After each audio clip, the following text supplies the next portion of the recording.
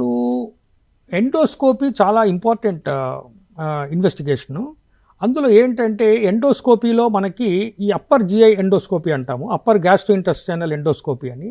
అదేంటంటే మనకి ఏదైనా వోకల్ కార్డ్స్ పెరాలసిస్ కానీ, అంటే మనకి ఇక్కడ మాట్లాడడానికి వీలుగా మనకు వోకల్ కార్డ్స్ అని ఉంటాయి. ఆ వోకల్ కార్డ్స్లో పెరాలసిస్ అంటే పక్షవాతం వచ్చిన ఆ కార్డ్స్కి, లేదా మనకి ఏమైనా థ్రోట్ ట్యూమర్స్ ఉన్నా కూడా అవన్నీ తెలుసుకోవటానికి వాటికి మేము ఇది వాడుతూ ఉంటాము. ఇందులో ఏంటంటే తర్వాత అప్పర్ గ్యాస్ట్రోఇంటెస్టైనల్ దీంట్లో కూడా అల్సర్స్ ఏమైనా ఉన్నాయా, మాసెస్ ఉన్నాయా, లేకపోతే ఏమైనా లీషియన్స్ ఉన్నాయా, ఈ అల్సరేషన్ ఉందా, ఇది కూడా మనం తెలుసుకుంటూ ఉంటాము. ఇదేంటంటే ఒక ఫ్లెక్సిబుల్ ట్యూబ్ ఉంటుంది, అందులో ఒక లైటెడ్ కెమెరా ఉంటుంది అట్ ది ఎండ్. ఈ ఎండోస్కోప్ చాలా ఫ్లెక్సిబుల్గా ఉండటం వల్ల ఎట్ట మౌల్డ్ అవుతూ ఉంటుంది. దానివల్ల గ్యాస్ట్రోఎంటరాలజిస్ట్ పూర్తిగా నిర్ధారణ చేసుకోవడానికి ఆయనకి అవకాశం ఉంటుందన్నమాట.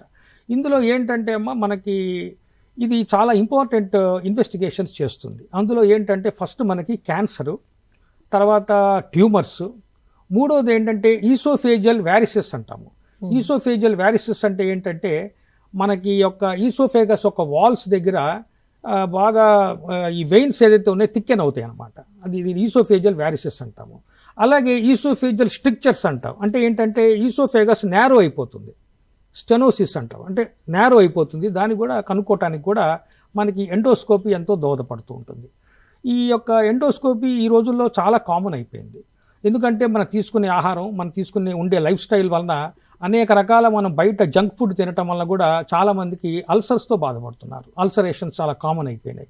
ఇప్పుడు మనకి ఎట్లాగైతే క్యాన్సరు, ట్యూమర్స్ కామన్ అయిపోయినాయో అల్సర్స్ కూడా అలాగే కామన్ అయిపోయినాయి. ఈ అల్సర్స్ నిర్ధారణ చేయడానికి కూడా మనకి ఎండోస్కోపీ చాలా దోహదపడుతుంది.